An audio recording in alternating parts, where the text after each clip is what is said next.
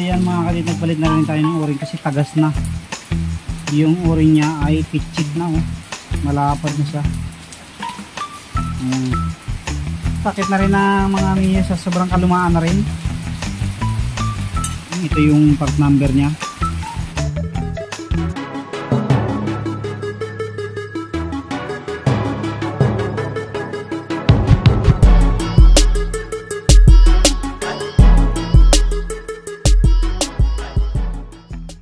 Yo, what's up mga kadwit, at nagbabalik ang itong Mio S40 na chinik natin last time.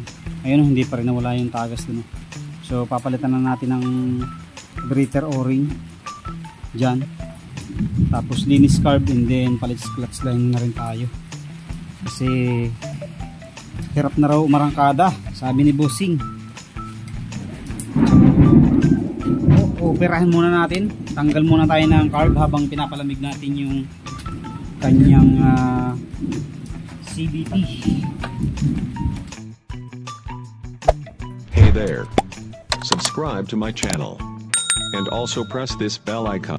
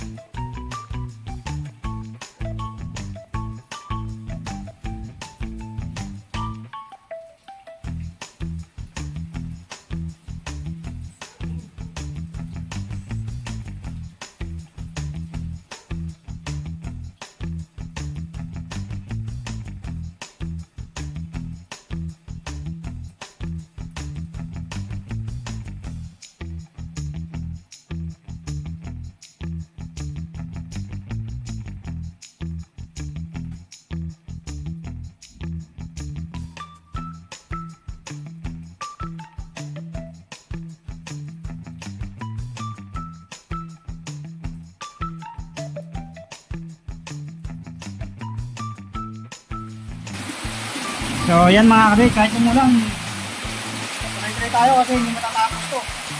So kumuha tayo ng o-ring.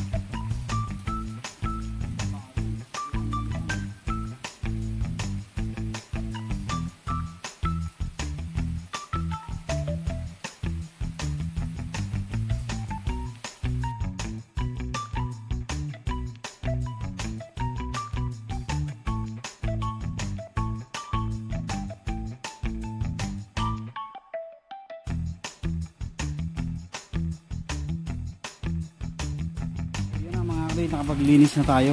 Ayan. So mamaya na natin to baklasin, yung papalitan natin yung side o-ring ng breather.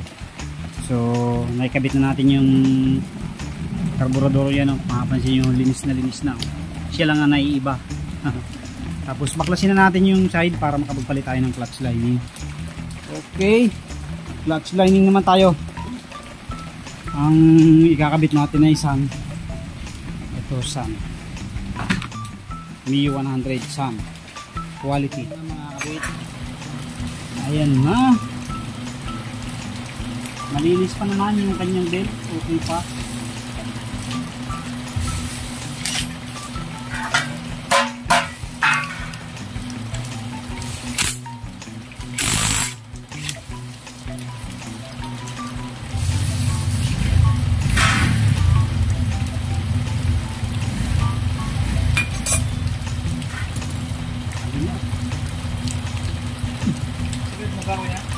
Lapit na.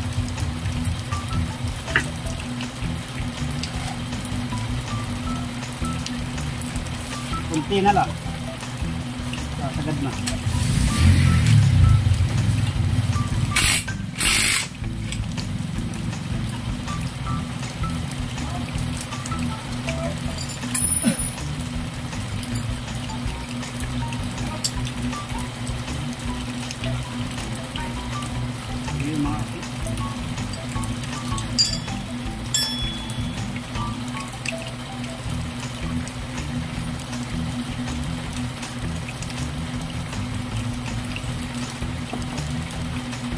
Bula, check.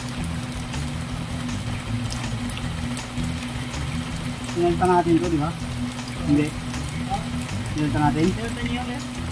Mga January pa. May kunting tama yung isa.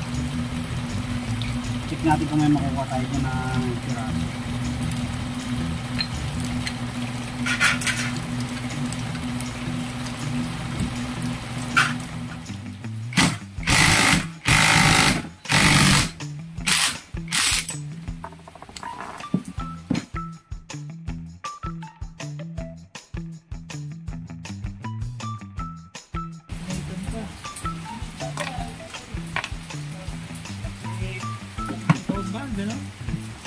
Ligit siguro. Ligit na. Malinis po siya.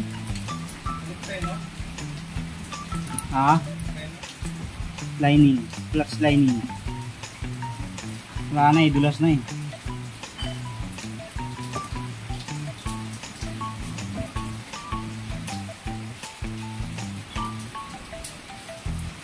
Pero nagawa pa rin naman si Nathan. Pupunta ka lang doon sa bahay nila. May chef pa din siya sa mismo sa loob.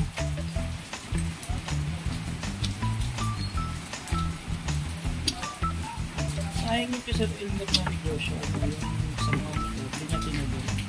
Naubusan daw siya ng budget, ng pundo, nung nanganak yung asawa niya. So yan mga kalit, nagpalit na rin tayo ng o-ring kasi tagas na. Yung o-ring niya ay pitchik na oh. Malapad na siya. So palitan na rin natin ng bago to para mas maganda, hindi siya tatagas. Tuyo na kasi yung kanyang torque drive eh. Yung grasa sa kaya kumayod to, natuyo. Ano talaga to, sakit na rin ng mga Mio sa sobrang kalumaan na rin.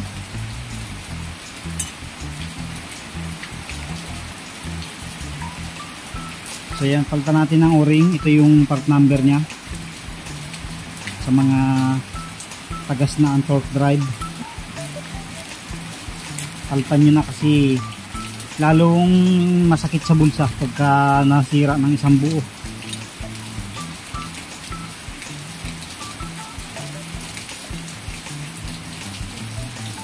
Okay, pag kasi ano yan, nakalabas, kapa mo dito pagka bago yung o-ring. Pero kapag luma yung o-ring mo,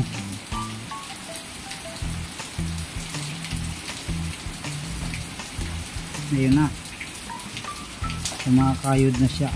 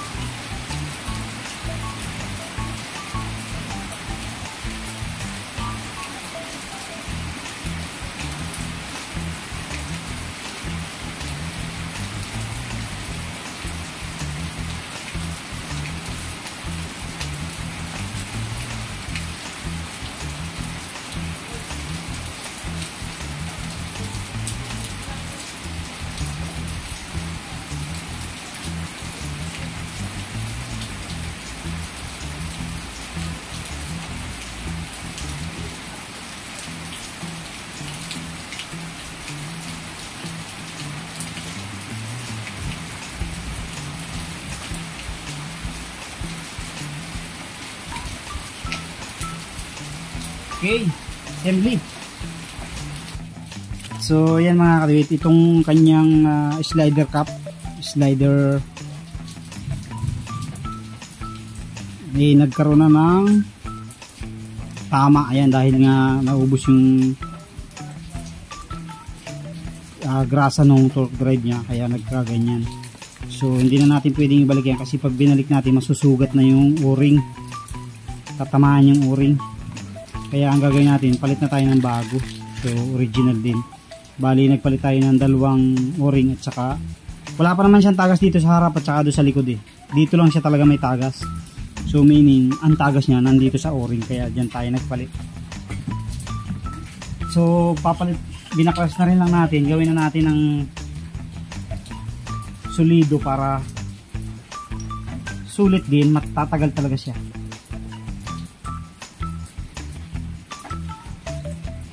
Kaysa sabihin natin pwede pa yan, pagdating ng ilang buwan wala, nasira na din.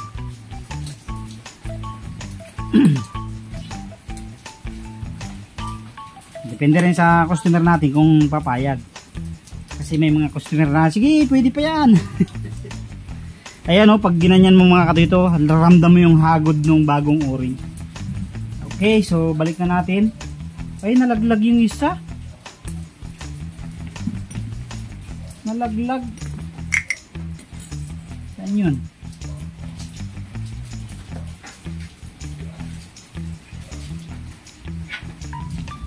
Dito nalaglag. Buti napansin ko. Yun.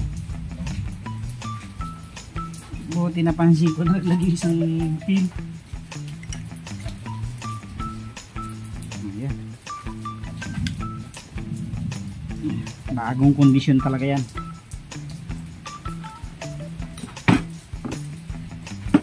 So ito nalinis na rin natin, oh. Pumuti na ulit.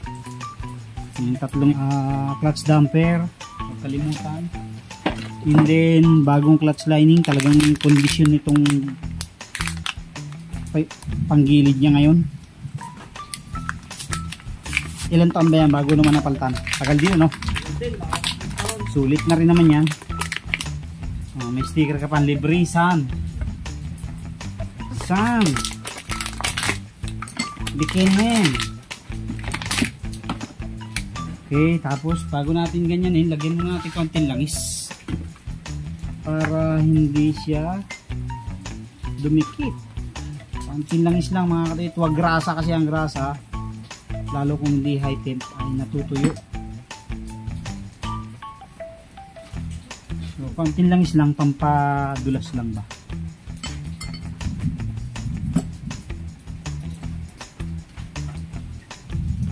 So yung mga clutch damper nyo, baka malimutan.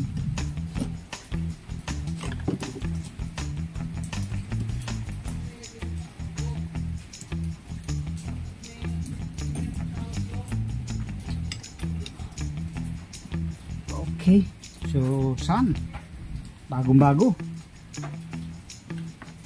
Tapos ang inyong mga washer ilagay, tatlo yan.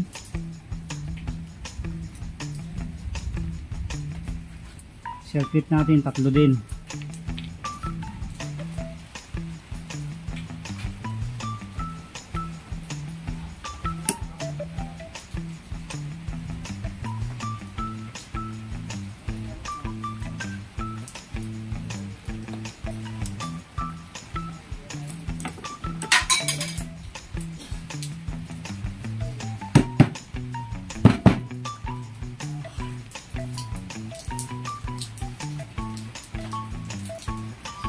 Hindi na siguro tutuloy si Joby.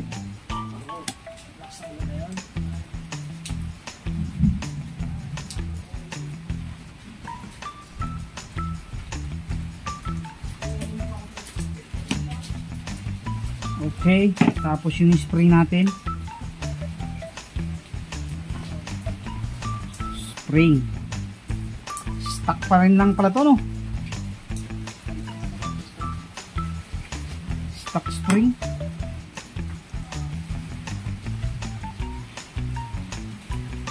Lambot na.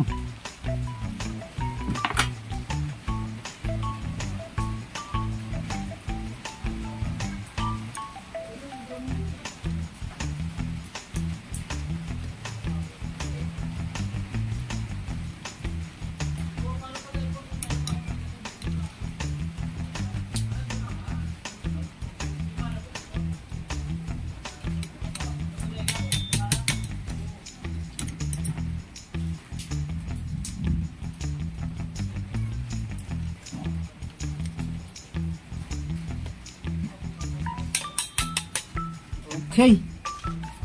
Tapos.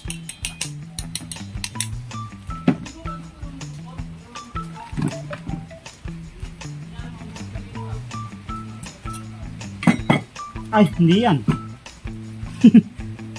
Dito tayo, hindi yun.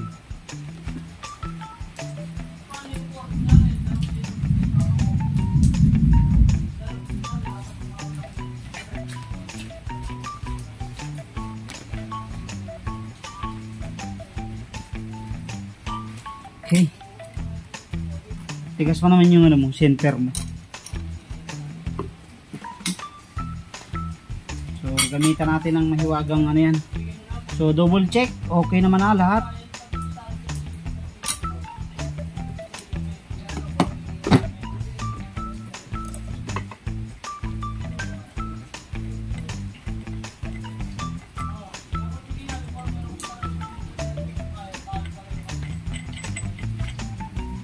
Kala ko may pasok tayo ngayon eh. Buti biglang nagka-cancel lahat ng mga ano.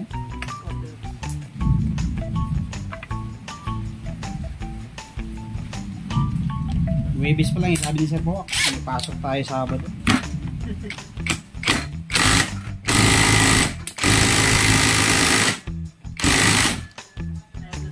Okay. Papasok na Sabado ah. Hindi, may pasok. Sabi nga niya, may pasok doon ng Sabado. Sarap na pag walang pasok mo kuya, kaya nakawawan ng mga operator. Tayo bayad. So, ang kanyang mga fly ball. So, okay pa. Tabas na. Mayroong konti. Okay pa. Okay pa.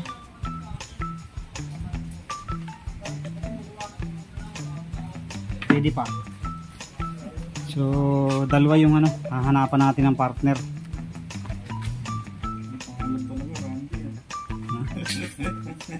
So, yan mga kadit, nakakuha tayo ng spare na tatlo. Tatlo, dalawa pala. So, pinalitan natin yung dalawa kasi mayroon ng tama. Tama.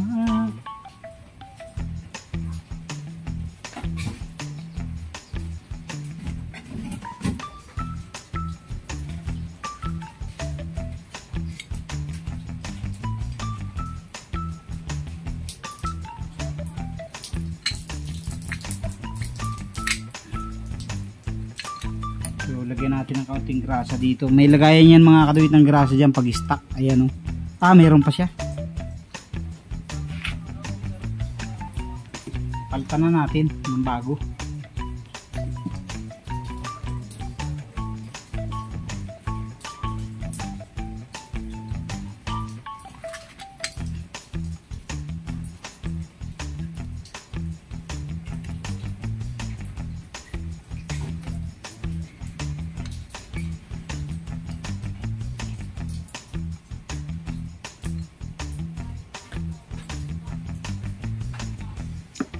Kaya matibay mga kaduwit ang stock na pulley kasi mayroon siyang lagayan ng grasa.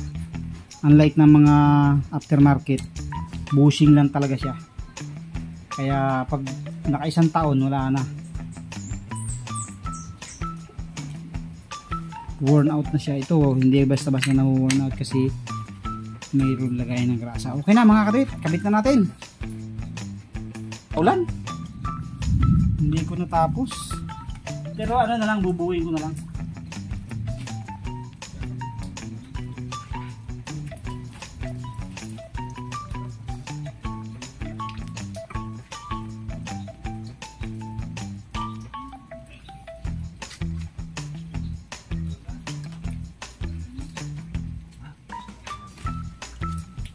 Okay.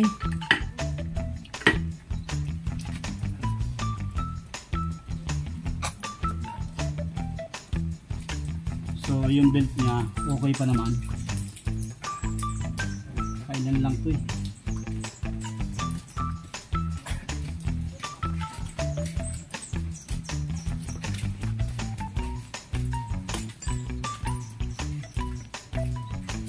Washer. Kita ba dito? pulley, drive base.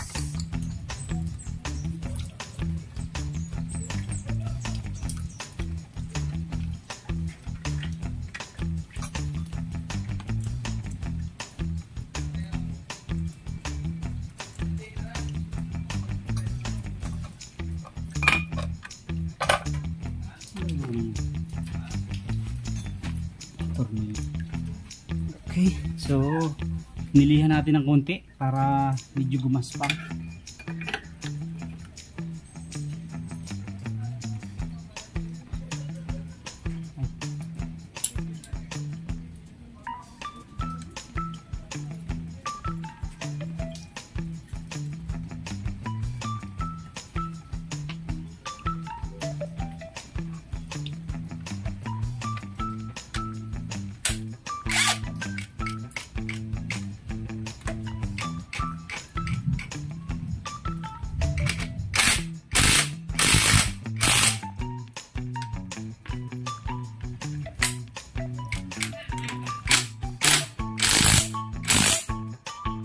Okay.